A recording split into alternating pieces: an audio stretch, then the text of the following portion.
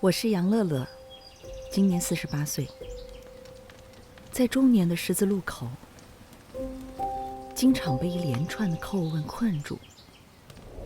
我是谁？曾经的热爱还在吗？中年之后的人生下半场，又该如何规划？朋友们，这些问题你们有答案吗？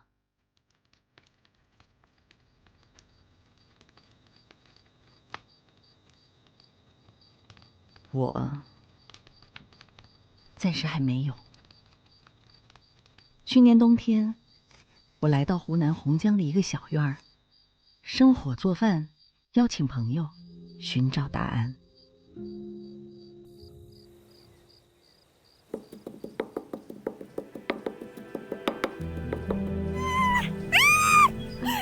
转眼那是50年前。江大哥，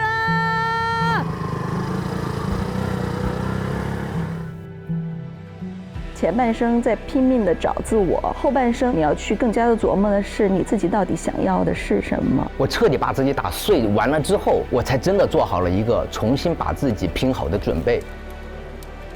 我的人生当中绝对不能没有的东西，因为我不想用才华这种词来命名我的这一块，有这个生命热情就行。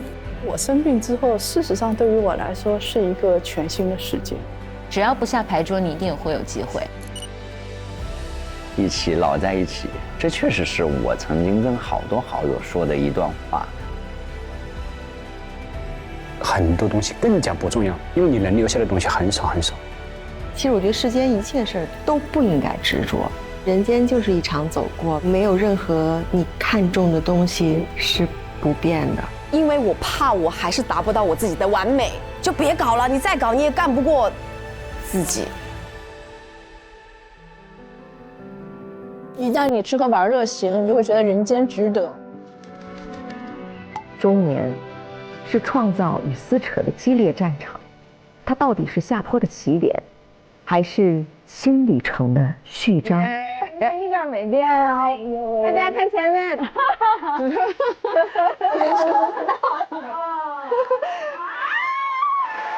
现在我有答案了。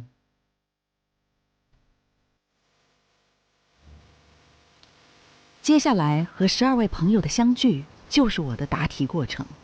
欢迎你来。啊，可以啊，来试一下。我们准备了。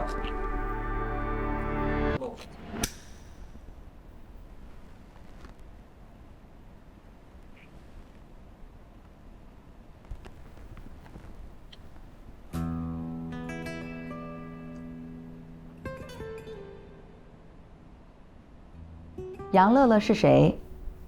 最高效的回答：汪涵的妻子。这就是标签带来的好处，简单直接，并且也没错。但是这又是极其简化的我，因为除了这个之外，我是妈妈，是女儿，是视频博主，而此时此刻呢，我又回归到了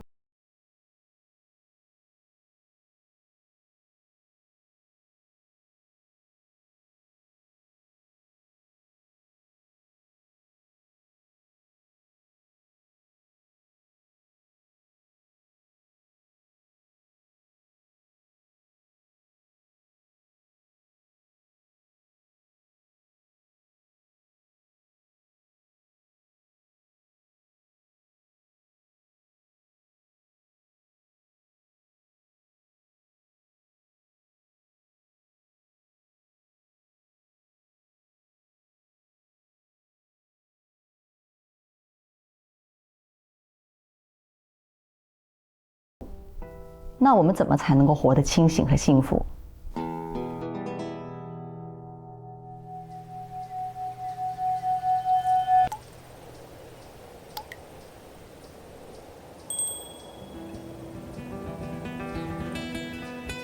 今天我的小院儿迎来了第一批朋友。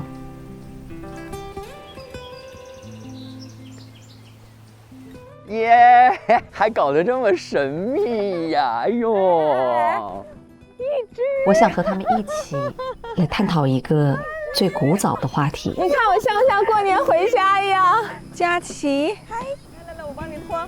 标签之外，我是谁？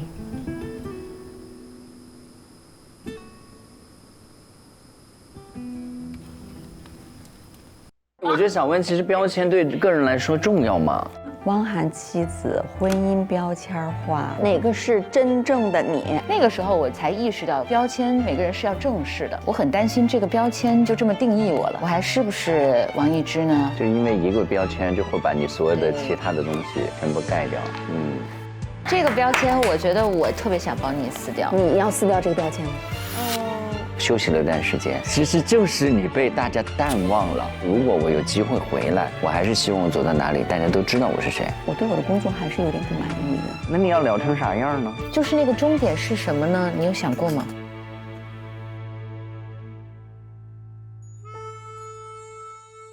因为其实我们都是带着别人对我们的建议去活嘛，但你活到人生一半的时候，你会发现，哦，那个好像不是我真正要的。不要下牌桌。先坐着，坐着，就不下牌桌。笨蛋就笨蛋了，没关系。好暖和呀！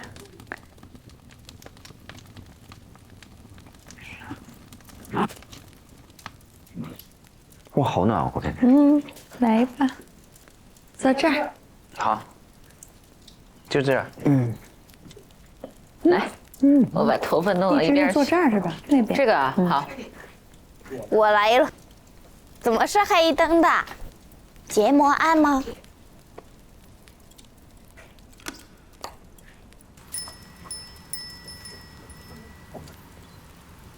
那个现在呢，我们的导演呢给了我们一个小游戏，就是从 AI 里面搜了很多我们每个人的标签儿。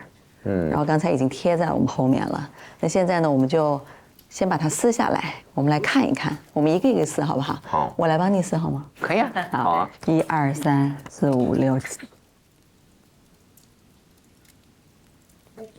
第一，你自己看一看。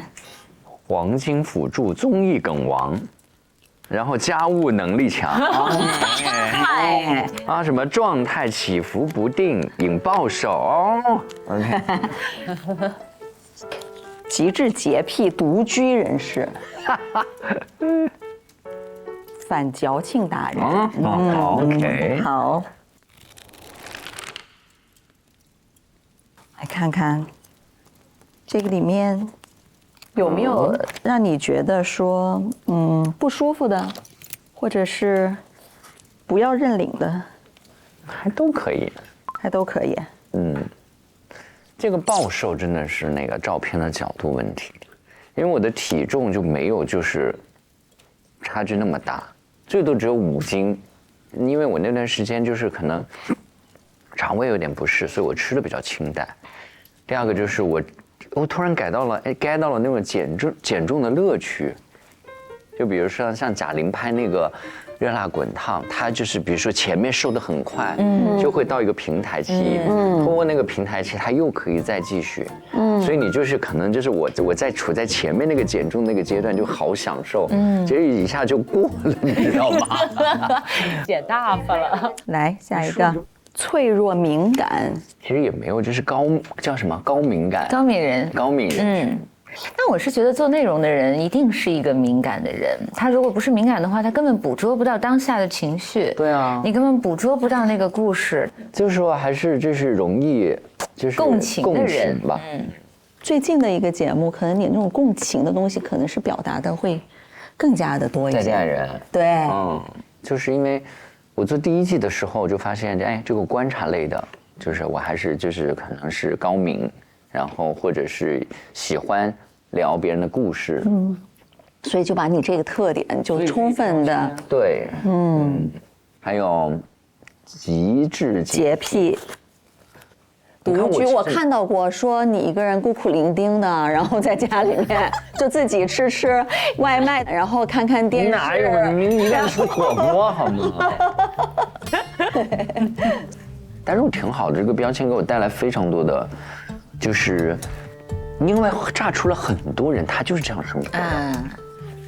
那比如说我那个箱子要出差回来，我要擦轮子，结果就这一条就炸出了无数的人说我就是这样的，然后就说什么去外面的衣服绝不坐床什么的，就会突然一下你会发现有个标签引起了一个大家强烈的一个共鸣，我觉得挺好。但是有的时候标签会引来非常多的负面的东西，那这种负面的东西可能也是因为他只是看到了冰山一角。极致洁癖我真的没有，怎么可能？哎，你这个不算是极度那个负面，如果有这样的负面，它肯定会困扰你。当然，这个你就会就是确实会带来很多负面，因为暴瘦就会猜测你的健康状况，是不是因为什么事儿，对，然后引起了你的不适？还有就是或者就是说我什么已经就是各种各样的了，听着也很好笑。就反正我们的家人都在问我说你这一直到山里去住了，住哪个山里了什么的啊，就之类的吧。所以有的时候做我们这个职业就是这样，就很多东西我们自己家人都不知道，然后都会过来问你说，哎，我们怎么都不知道啊？而且可能有的时候也是带给他们一些压力。所以就是还是要及时跟家人沟通，不要给家人太多。好，来摘谁的呢？佳琪的吧。佳琪的，我来。小金豆。啊，这个没啥的，这是我小时候启蒙教练给我起的一个小名，都给你，先给你看看。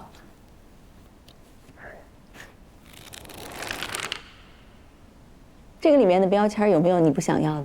没有哎，都是我接受。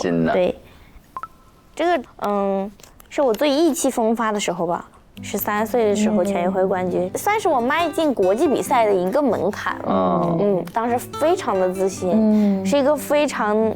有一种梦之队少年英雄那种洋洋得意的感觉，为梦之队贡献一点自己的能量了，对吧？很开心那个时候，然后这个就是奥运会冠军，没错，我就是。这为什么？那为什么后面奥运冠军的时候不是你最意气风发的时候？因为这个就是你的年龄越小，然后越好出成绩，身体的发育的问题。对。但是你在那个奥运会那儿，就是可能就是延长了时间，这个呢也让你错失掉了很多机会，是吧？再加上你这边身体又在不停的发育，所以你那时候焦虑吗？焦虑，那是我最挣扎黄金，是吧？最挣扎、最难受的那个阶段。其实那段时间对我们整个队伍和整个人都是非常有打击的。突然一下，幸运的是还是拿了个。对，还是拿了奥运冠军。这个是什么？巅峰已过，这是我自己说过，这是我承认的一件事情。所以这个什么时候说的这个呢？奥运会？没，奥运会前我就有说过，好像我记得很早我就意识到这个事情了。肯定是努力过，各种方法我都试啊，问教练啊，问队员啊，我同伴他们都问过，然后我也自己有很刻苦练力啊什么，但我发现我改变不了这个事情。所以真的也是挺残酷的一个项目，就那么短。那你会怎么样去建立自己的自信呢？建立就是因为靠赢啊。就是比的多，对呀，就是靠赢。他说，哇，太帅了！这是我今天听到最有力量的一句话了。强，我们就只能安慰自己，我们只跟自己比就行。对不对？对。因为我们就是很缺乏，因为跟别人比不了。哎，这个标签，我觉得我特别想帮你撕掉。你要撕掉这个标签吗？我觉得这个标签。没有贴到我身上，你说我又怎样？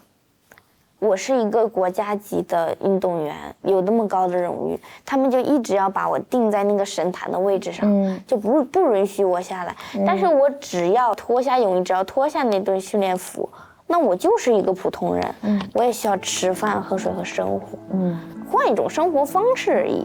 我的人生感受的太少了，我想看看外面的东西，我也想看外面的世界，我也对外面也很好奇。我看我自己的劳动和智慧在赚钱，我有什么可耻的？所以我 I don't care 这个事情。好，看看。那我来，好。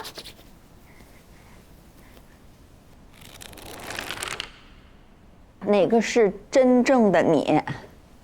但这个我觉得是最自然而然的吧。央视前英语主播，服装品牌创始人。有人会说，你现在主持是你的主业，还是这个是我的主业？我觉得我双主业吧，我斜杠人生。这个标签“未来老板娘”，我觉得很有意思的是，最开始的时候，当未来还是一家很小的公司的时候，我其实是非常自豪。我是未来老板娘的，很自豪。我非常自豪，我觉得哇，我的先生和他的团队们创立了一个很有想象力的一家公司。但是比如说像22年的时候，铺天盖地的大家在讨论，我其实是害怕的。那个时候我记得我还是在怀我女儿马上要生的时候，我害怕的点是在于，我很担心这个标签就让大家就这么定义我了。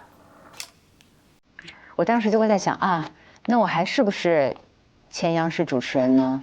我还是不是王一之呢？我还是不是？就因为一个标签，就会把你所有的其他的东西对全部盖掉。对，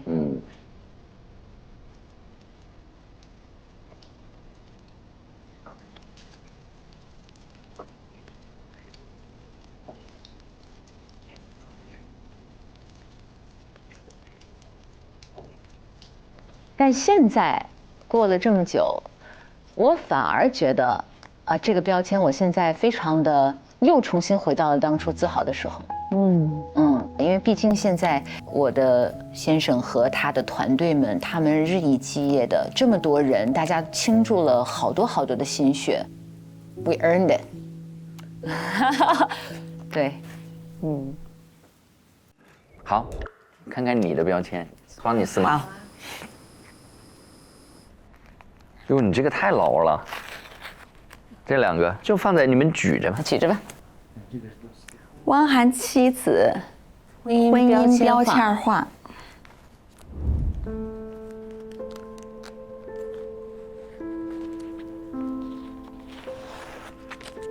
全部撕下来，日后还没有撕完呢。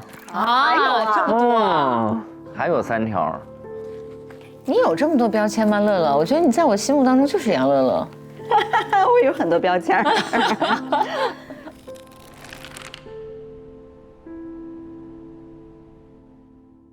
有没有那种看到一下就不开心的那种？好，没有。汪涵妻子，婚姻标签化。什么叫婚姻标签化呀？婚姻标签化就是可能在我身上，这个婚姻和汪涵妻子的这个标签特别重。特别重。甚至不会叫杨乐乐，就是叫汪涵的妻子。对，之前出现过好多次这样，连我的名字都没有的，就是汪涵老婆，汪涵太太。我觉得我心里面真的，我就觉得只是说他这么做是有他的原因，所以我一定不会在这个问题上去说你侮辱到了我，或者是你小看了我，或者怎么样，对吧？那是他的问题。我觉得我是汪涵妻子，我觉得我很幸福，很开心。我并没有觉得说我不要成为你不要介绍我是汪涵的妻子，没有，我心里面从来没有这个。我觉得我很幸福，就是，对，是啊，对吧？而且我也觉得，因为这个让大家认可，就是可能快速的认知到我，但是这个后面当然也潜藏着很多其他的可能要付出的代价，会有，都是多年，对，对。钱当家花旦儿，因为那段时间在湖南卫视做了很多的节目，各种大小型的这个晚会啊什么的，都在里面，经常出现吧。消失的10年也是说我离开卫视，在卫视没有做那么多的节目吧。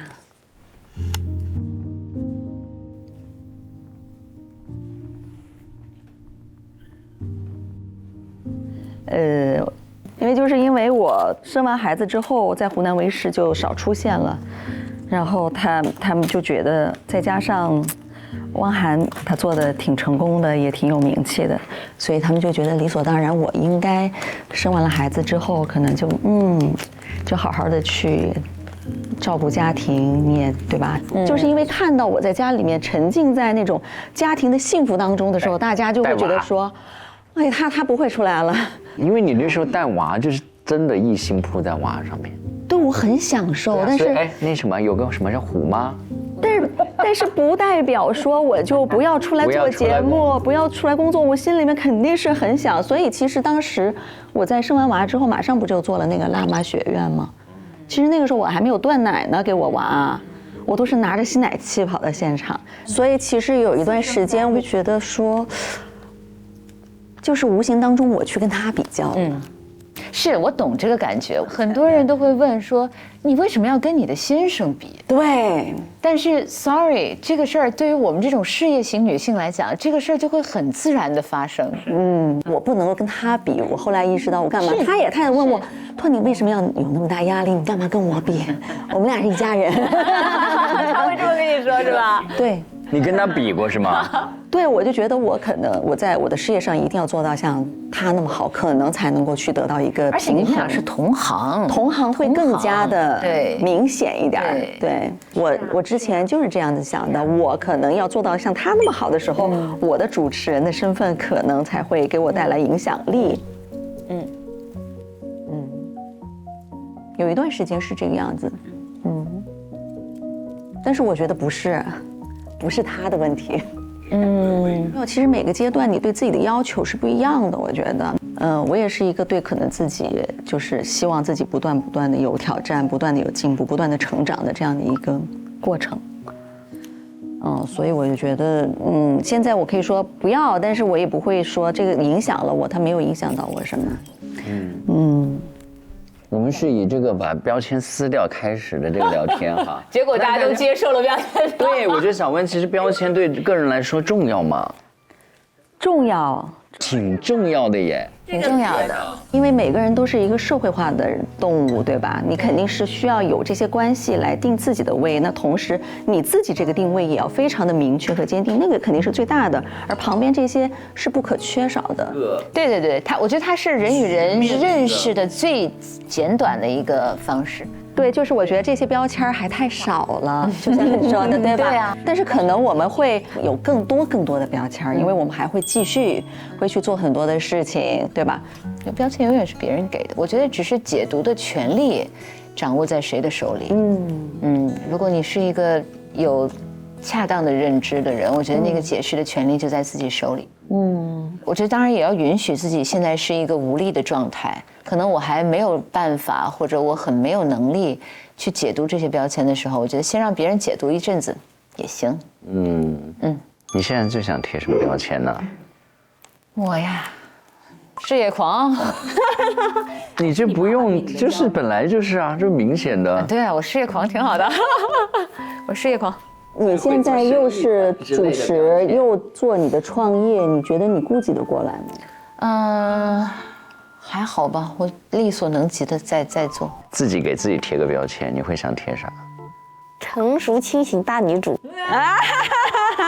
我也是。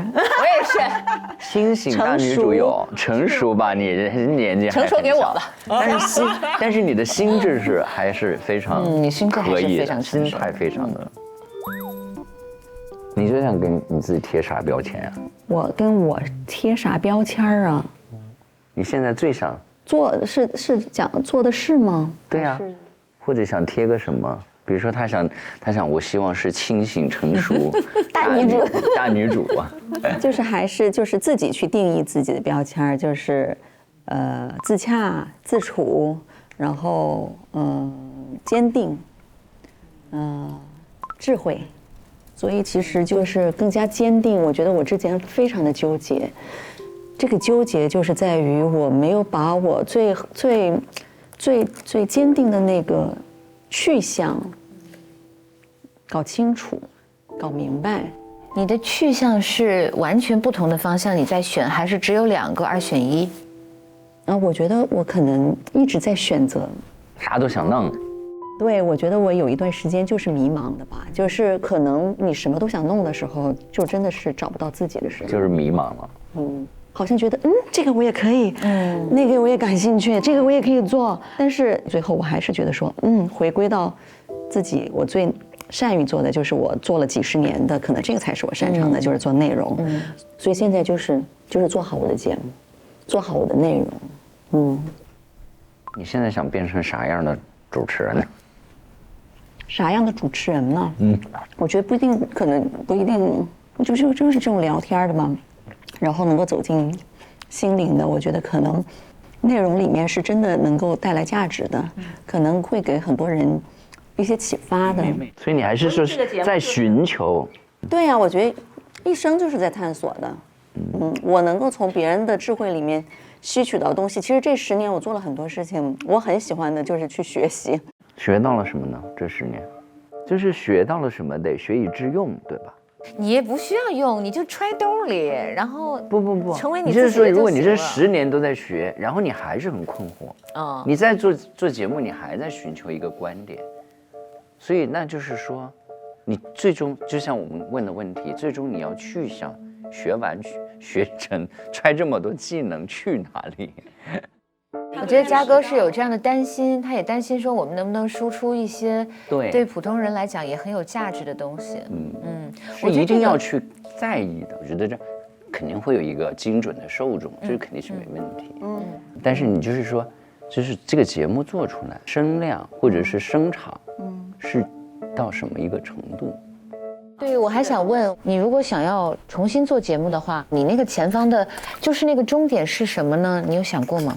就是如果要问我就说一定要有自己的足够的能力、话语权，是跟我喜欢的人一起做一个我喜欢做的节目事情，这就是我的，比如说更想去往的地方啊，就是这也全是我的熟人，有很好的声场，我可以聊很安全的话题，我可以聊畅所欲言，或者我可以想做任何样的事情，但这个事情是我来掌控的。这个如果说要具体到这里的话，就是我可以掌控的，然后我想做的内容，可能媒体人都想做成这样。你刚才描述的这个就是一个终极状态。所以就是一直要，就是我因为现在也不能说，就做成了嘛，没有，就是说我希望我能够有足够的，就是经过各种各样的节目，然后更了解自己想去到什么节目，想做成什么节目。想呈现出什么状态，就是叫这么吧，就是最终的那个东西应该是我的生命出口的东西。我就是像前段时间我听到他们说，就像采蜜，采到这个里面花蕊里面最营养的成分，然后去把最佳的故事采到。我觉得这个都是可以帮助到我们的。所以现在还在滋养当中，现在还在花田当中飞着。对，我觉得我要不停的吸收，我要不停的去学，因为我之前可能我觉得太少了。乐姐一直在找哲理问。我很喜欢找哲理。对，我也发现了，我们都在找答案。我们在找答案，在找哲理。对，因为我就希望有个答案，而且越简单越好。别把我好像弄得我也很肤浅，我就是因为肤浅，所以我想要更理解的深一点。所以就是一直要问你这个问题的时候，你就说你迅速的能够该到一句话能讲清楚的节目，它就是好节目。电梯时间对吧？你只有在一个很短的时间。我指的我的就是它可能就是一个我来记录有价值的人和事的这样的一种内容。因为其实我们都是带着可能很多的别人给我们的建议或者别人给我们的说法标准去活了。但你活到人生一半的时候，你会发现，那个好像不是我真正要的。我所谓的有价值的事情，就是可以帮到大家，帮到同样跟我一样，可能在这个人生的这个转折路口里面也是迷茫的。我觉得作为朋友了，因为我们也没有说那么认真的聊过，就包括我们再接触很多年以后，以节目形式来聊天，我觉得就是你可以聊聊你的困境，或者说10年当中迷茫过什么。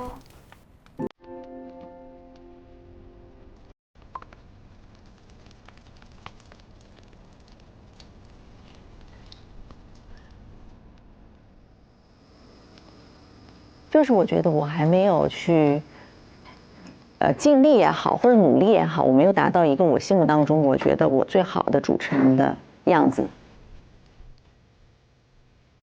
我对我的工作还是有点不满意的。我也觉得在主持人这件事情上面，我对自己的成就非常不满意。对，我也是非常不满意。我也是。是自己的成长的问题。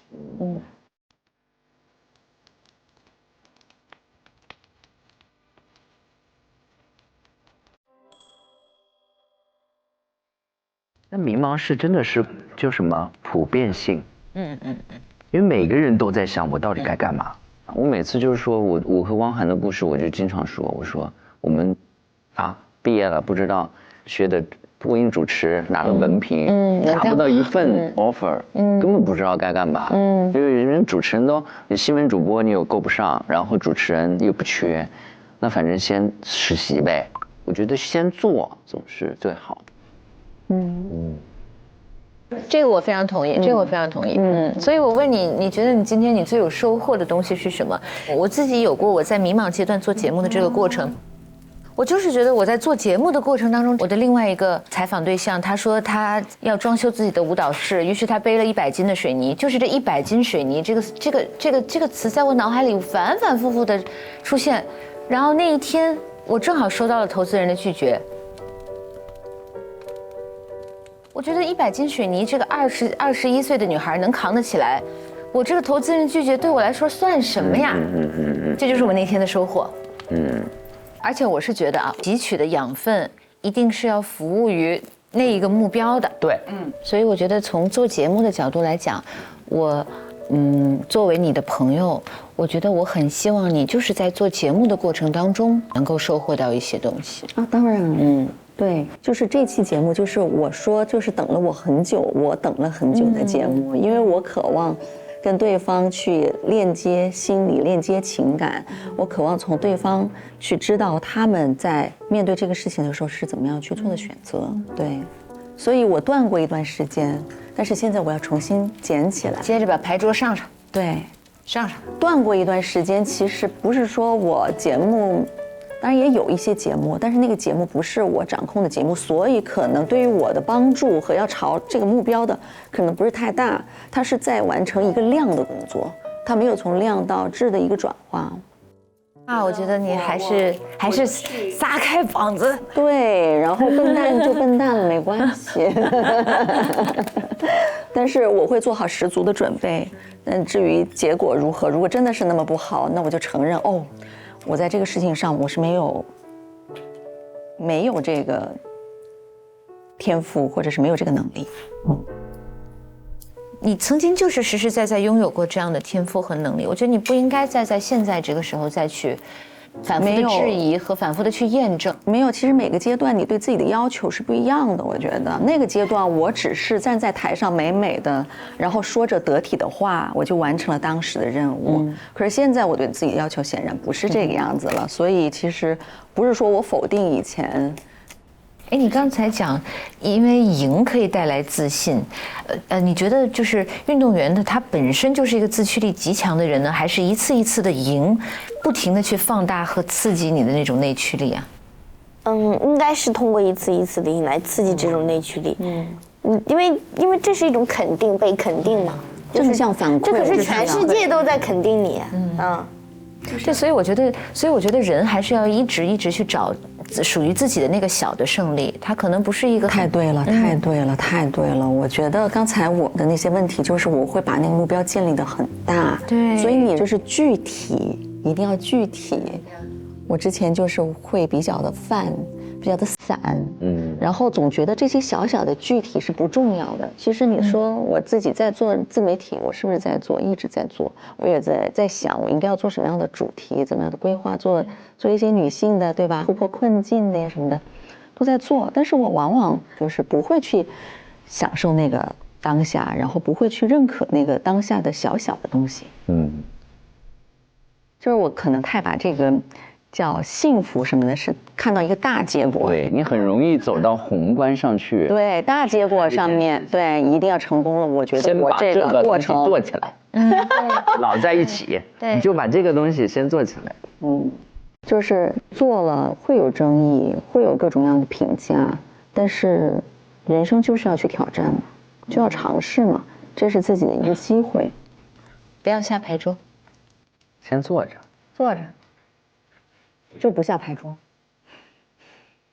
我觉得就是反正又回到我们的初心吧，就像我们在生活频道，你在我们同一个门厅进去，我们上了2楼，你进了左边的生活频道，但是我们最终会汇合在1002演播厅这样的，站在一个舞台上跨年这样的感觉，是吧？对，我觉得挺好。那你呢？你最后呢？比如说我现在的目标，我就希望把这个自媒体做好，然后我有我的综艺想法，我可以从自媒体里面做我的小栏目，小轻松，因为这也是个方向。对，比如说就是我会想很多的抽屉盒子放在这个里面，比如来试一下，来看一下，跑一下数据、流量什么的。真的就是回归初心。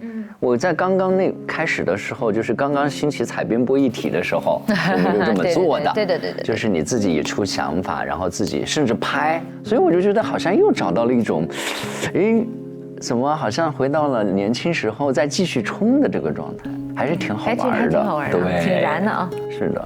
所以这就是想做的标签是什么，对吧？我就是强项是综艺，强项是幽默，我就会强化我的标签。那我就把这个东西做到我最佳的极致，哪怕是打扫卫生也可以，给大家带来快乐，给大家带来快乐。对，所以我也是，我这段时间找到了重新在做节目的热情，太好了，对，太好了，很开心了，好幸福。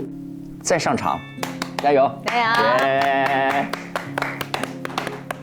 好了，希望大家不管怎么样啊，标签是有点像双刃剑似的，可一定会给你带来很多的便利，但是呢，同时有可能也是束缚了你，把这些东西都用好。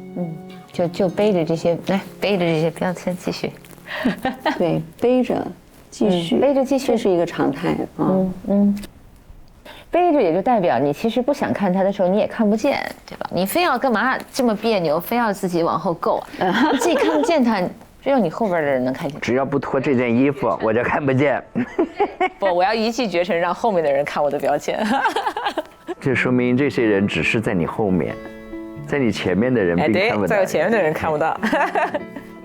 这个设计蛮好玩的。耶，开心，来。祝乐乐这个节目，谢谢，首先把这一步是吧？对，先走得非常好，好，先赢得一个小胜利。对，先把这第一期乐见小院，希望你发现更多的开心的事儿。你下一期来预告一下下一期都是什么嘉宾呀？下一期是预告一下下一期热爱的话题。我们可以聊呀，我也可以聊啊，对，我也想说啊。要不然我的眼睛摘了，是没有聊尽兴，感觉开心，加油，辛苦了，加油，勇敢一点吧，我觉得，勇敢一点吧，放轻松点喽。老在一起独家冠名单身保心茶，单身保心茶疏通血管，保护心脏。老在一起美好田园陪伴官，湖南洪江，不去远方就来洪江。老在一起合作伙伴 Akara 全屋智能，美好生活从更懂你的家开始。老在一起行业指定先生医学，洞察先机，精准守护。老在一起行业指定德心小宝，担心独居跌倒，早用德心小宝。